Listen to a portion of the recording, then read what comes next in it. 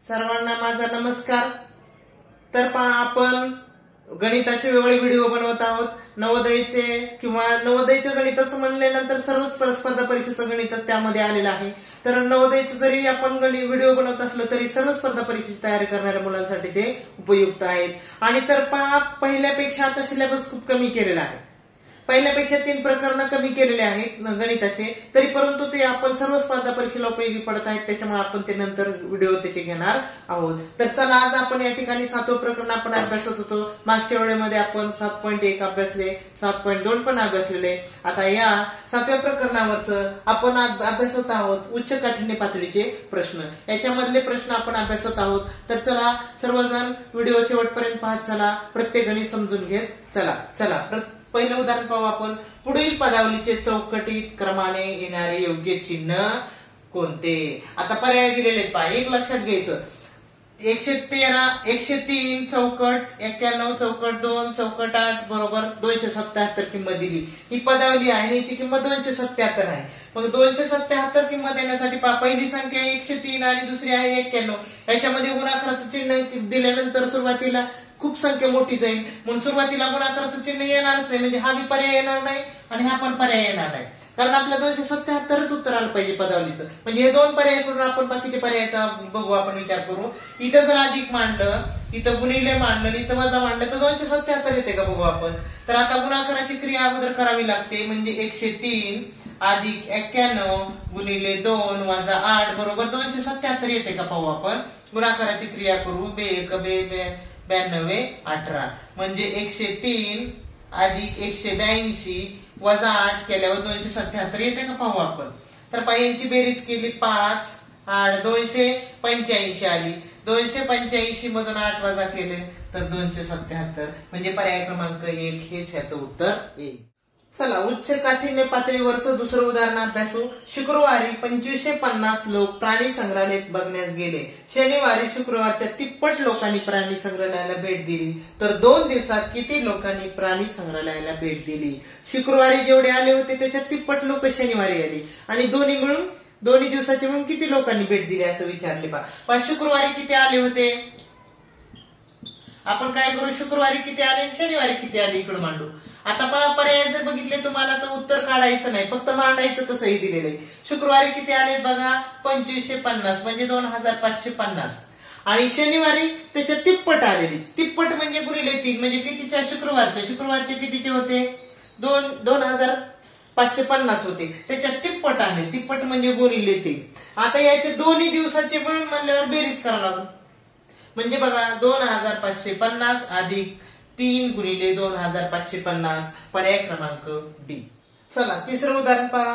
पुढील पैकी गटात न बसणारी पदावली कोणती? 4 पदावल्या दिलेल्या आहेत आणि 4 पैकी कोणती पदावली गटात बसत नाही असं आपल्याला विचारलेलं आहे। तर पहा, एक पदावलीचा आपण विचार करू, जेणेकरून कोणती पदावली वेगळी येते आपल्या लक्षात येईल। पहिली पदावली घेऊ आपण, 7 गुणिले 7 भागिले 7 गुणिले 5 बरोबर 35। तर पहा, ही जर सोडवली तर 49 ला 7 ने भागितलं तर 7च आलं, परत पुन्हा गुणिले 5 केलं 35 आलं, म्हणजे ही पदावली योग्य आहे, हे पदावली योग्य आहे म्हणायचं। आता बी बघू आपण, बीचं काय पहा, 12 वजा 3 वजा 5 अधिक 10 बरोबर 14 येते का पाहू आपण।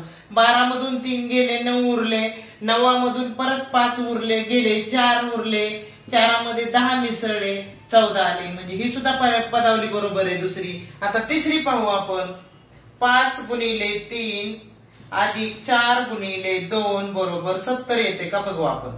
चला, 5 गुणिले 3 यांचा गुणाकार करू, 5 त्रिक 15, यांचा पण गुणाकार करू, 4 दुनी 8 अधिक 15 आणि 8 बाळायला पाहिजे, इथं आहे 70, म्हणजे तिसरीच पदावली ही गटात बसत नाही। चौथं उदाहरण, पुढील पैकी कोणती पदावली सोडून येणारे उत्तर 80 येते? इथं पण 4 पदावल्या दिलेल्या आहेत 4 पर्यायामध्ये, आणि 4 पर्याय जर सोडवले किंवा 4 पदावल्या सोडवल्या तर कोणत्या पदावलीचं उत्तर 80 येतं असं विचारले।